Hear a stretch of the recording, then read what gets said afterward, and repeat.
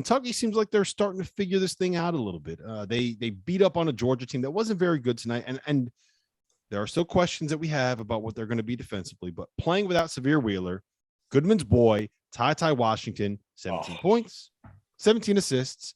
Big Sheeb, Oscar Tshiebwe, 29 points. He had an off night on the glass. He only finished with 17 rebounds. We're going to catch up with him in a minute. But Goodman, I want to go to you first on this one. Has Kentucky kind of figured this thing out? Are they trending in the right direction? I mean, listen, let's put in perspective here. It's like playing the three of us, Fana, and throw in one more slapdick in there when you play. Hey, what position is Fanta playing? Just out of curiosity. Fanta's an undersized four. I like that. He's an undersized four. He's a banger. I mean, he'll get after it. I mean, can you picture Fanta in there like elbow in? You know, like that. That'd be Fanta. But okay, they beat Georgia. But Ty needed a game like this desperately, and I think the hardest part, in a way, it was good playing with Sahvir Wheeler because he didn't have to do too much early. But in a way, it holds Ty back because the one thing that really impressed me the most when I saw him was his court vision, his passing ability, and obviously, you have to have the ball in Sahvir Wheeler's hands when he's on the court because he's a veteran who can really move the ball, push the ball, find guys. And he can't shoot. What's he going to do without the ball in his hands? Exactly. You don't have to have him on the court. He's got to have the ball in his hands. It's like Rondo to some extent. Ty needs the ball in his hands too. So they got to figure that out. That's the biggest question with Kentucky moving forward is those two guys figuring out how to play off one another because they really haven't done that great so far this year. Do you think, T.O., at the end of the day, that this team might be better if you can just kind of turn the keys over to Ty Washington and maybe play Davion Mintz a little more, maybe try to sneak some minutes with Jacob Toppin, like sliding in at the 3, maybe trying to get Dante Allen, who could shoot it a little bit more time. I think I love what Sahvir Wheeler can do, and I think he's had a terrific season. But I also think that we saw with Notre Dame having that point guard that you don't have to guard, that you don't have to go over ball screens against, that you can play 12 feet off of and not have to worry about, that kind of limits you and makes you a little bit matchup dependent.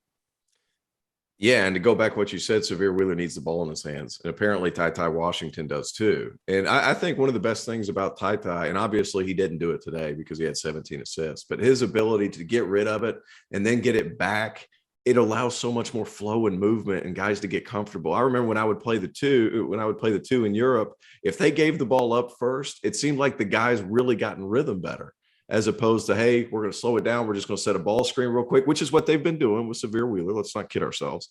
But the ball is popping a little bit. And when you have one of the best role finishers in the country, and Oscar Tshiebwe, who is, I mean, a beast, simply put, like, obviously you're going to get a lot of assists that way, but for him to be, let's just call it what it is too. Georgia's probably the worst team in the Power Six. And I don't think it's really close. And I don't like to be negative. You guys know that, but they're just not very good. So Ty's able to get wherever he wants. They're over helping. He's pitching. Tshiebwe has a dunk. I think this game can be taken out of context a little bit, but 17 assists is 17 assists regardless. Yeah, and the biggest thing is that they're starting to find a rhythm a little bit. They've won 5 out of their last 6, and the only game that they lost was a 1-possession game at LSU when Ty was banged up and Sahvir Wheeler played all of 4 minutes. You didn't have a chance to prep without him. There's all kind of caveats that you can put there. A loss is a loss, but it's a semi-understandable one. I teased it a little bit earlier. We caught up with Oscar Tshiebwe, who talked through a little bit about his rebounding technique, whether or not he actually wants a chance to go up against Kofi Cockburn, which is what apparently Jeff Goodman really wants to see. So we caught up with the big fella earlier on tonight. And now let me welcome on to the field of 68 After Dark, Oscar Tshiebwe, coming off of a 92-77 win over Georgia. Oscar, what's going on, man? Thanks for being here. I'm pretty good. I'm glad we got that win, so I'm happy. So you finished with 29 points and 17 rebounds tonight, which, 17 rebounds is a little bit of an off night for you. What's going on? We expect 20 plus from you every night in Rupp Arena now.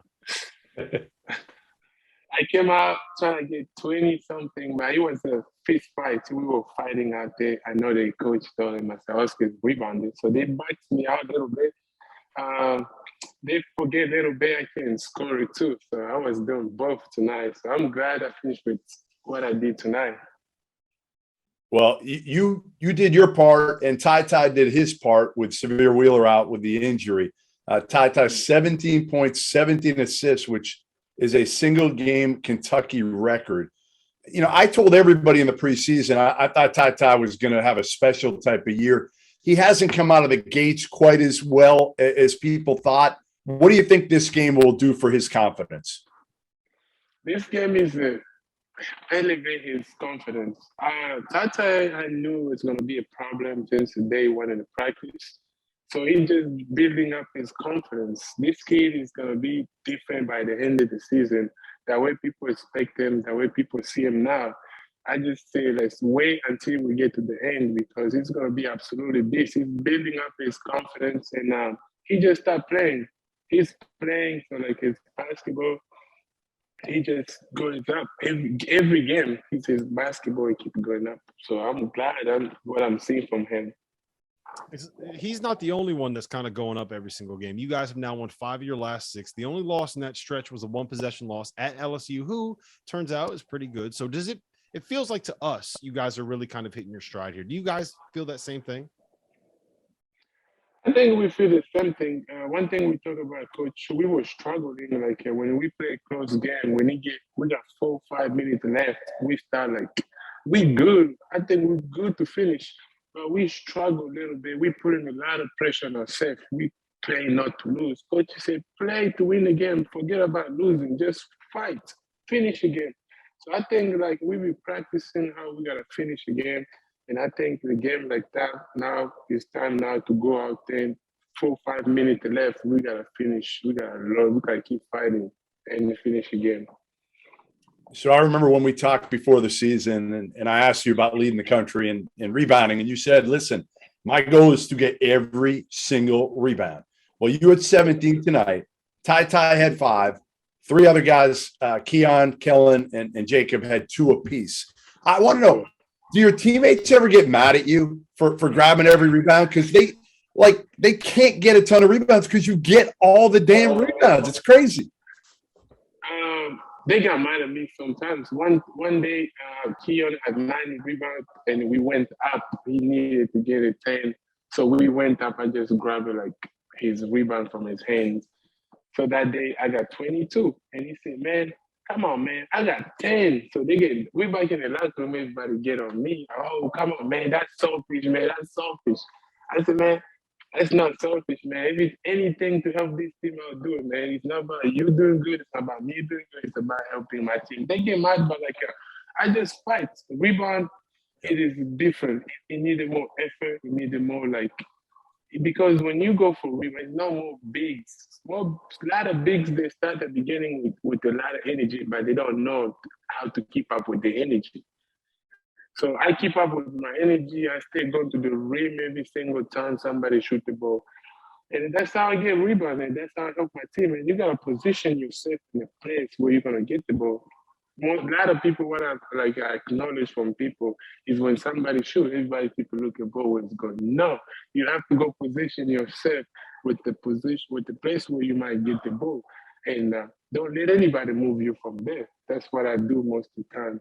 And you're going to end up by do good, get a lot of rebounds. That's why it's so hard for people to back me out because the thing I do, it needs a lot of effort to take another step and take a 2-step to get there. So most of the big, they just look at the ball and they just trying to follow where the ball is going.